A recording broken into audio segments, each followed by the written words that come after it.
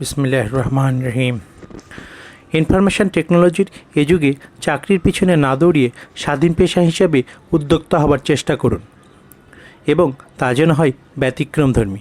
প্রিয় দর্শক, আপনাদের জন্য আজ তেমনই একটি ব্যতিক্রমী মেশিন হাজির করছি, যেটি দিয়ে আপনি শুধু চাল দিয়ে চিপস তৈরি করতে পারবেন। এটি হতে পারে আপনার অর্থ উপার্জনের জন্য সহজ পথ। চলুন দেখা যায় সেই যন্ত্র।